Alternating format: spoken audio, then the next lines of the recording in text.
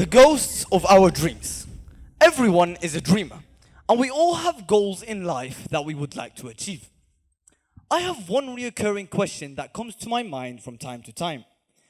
These goals we have, are we interested in achieving them or are we committed? Now, we might ask, what's the difference? Well, if someone were to be interested, they'll do what's convenient. They'll come up with stories and excuses on why they can't. They'd use their education as an excuse. They'd use their past as an excuse. But if someone were to be committed, they'll do whatever it takes to achieving those goals. We humans have many goals, and they can vary from the smallest things to the biggest things, like waking up early in the morning, going to the gym, to winning a business deal. Great men in history had many goals. Some were accomplished and some weren't.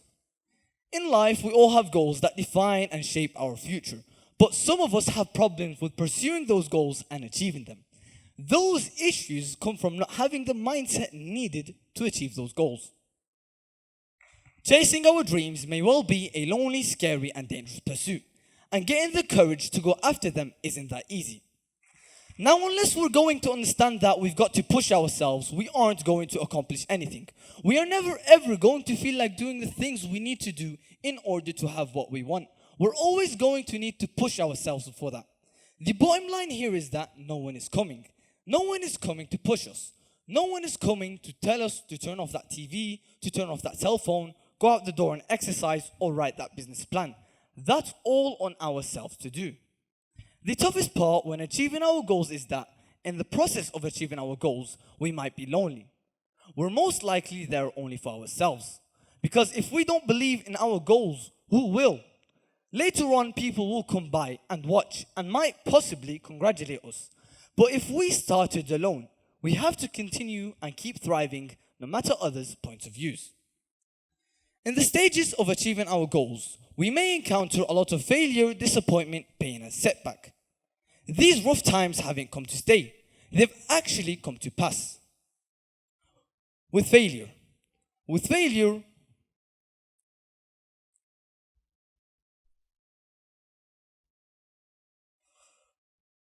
have to lose the fear of failure. Failure is part of the process. The people who never fail never try. We gotta get it wrong in order to get it right. There will be days where we'll be met with disappointment. We'd hope for something to happen or occur, but it doesn't. And that will disappoint us.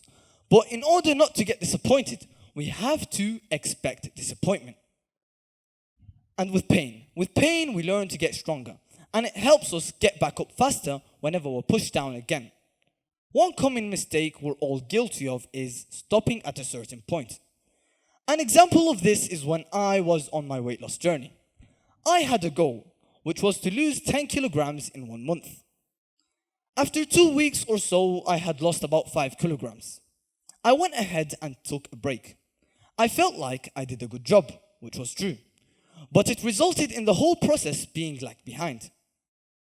Whenever we've achieved part of our goal, we can't stop aiming higher. Because the second we do, we get set back way behind. And at first, it might not be visible, but it will be, oftenly, when it's too late. The top of one mountain is the bottom of the next, so keep climbing. Now, there are 2 ways we can deal with these challenges. The first way is giving up, quitting what we wanted to achieve, and surrendering to these challenges. The other way is standing our ground and persevering through all of these challenges until we are met with achievement. And the moment we go through these experiences, we're going to realize we're more powerful than we could have ever imagined. I learned this from a story of a man who achieved the impossible, a man who also persevered through all of his troubles until there were none left.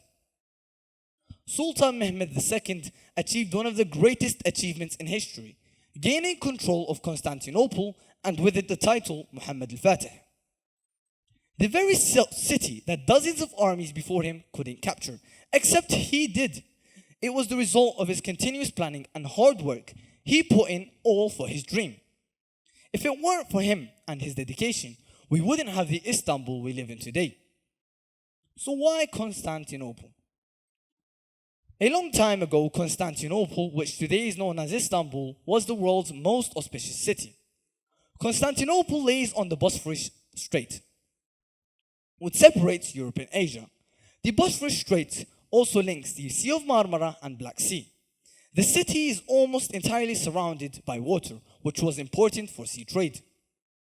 The port allowed for Constantinople to engage in sea trade with many countries, which in turn brought in wealth and goods. The city was controlled by the Byzantine Empire and its first emperor, Constantine the Great.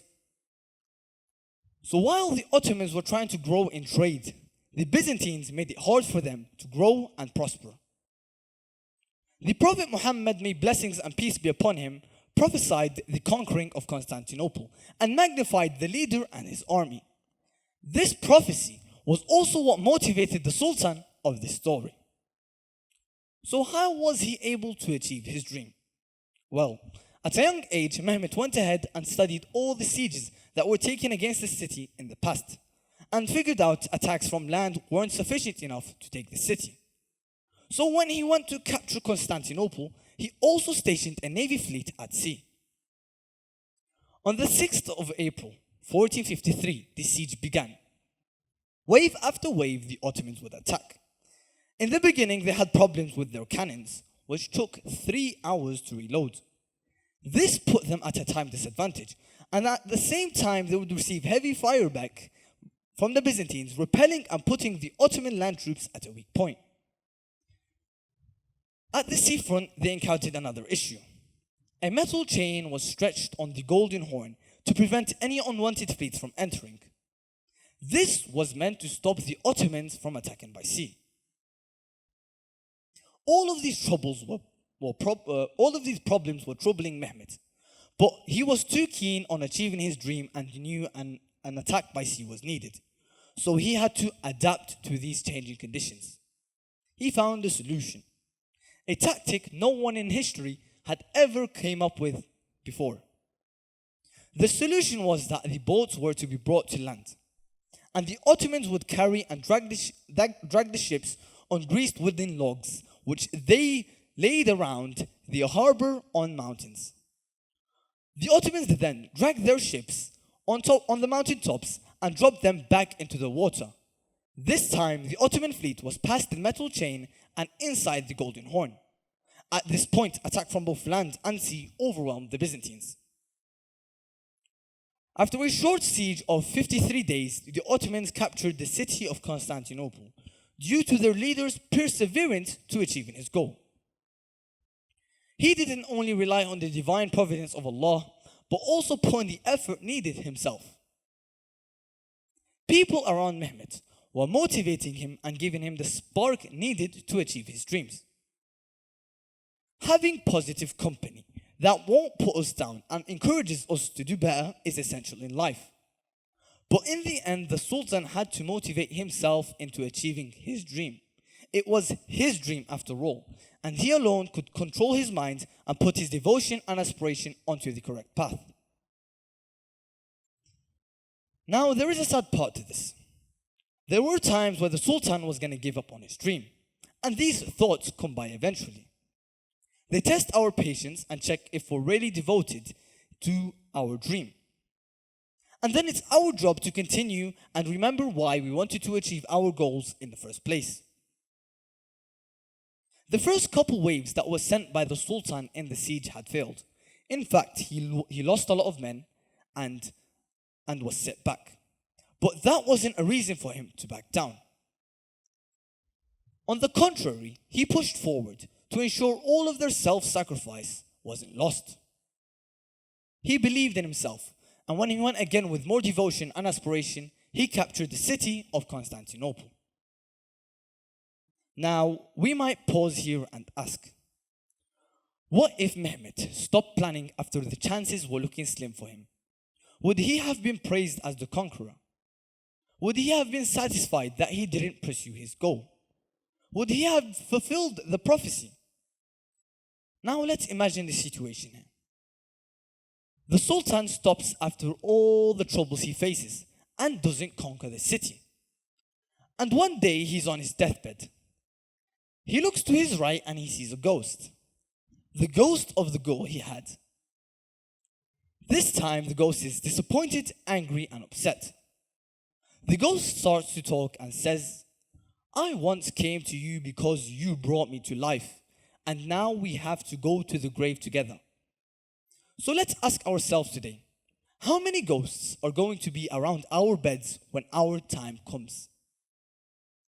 Capturing a city that's very auspicious is almost impossible. But what is almost as impossible, if not even more, is conquering our own minds and pushing through all the difficulties without giving up. How big would you dream if you knew you wouldn't fail? All it takes is the first step in the right direction, and you're halfway there to making your dreams come true. Thank you. Thank you.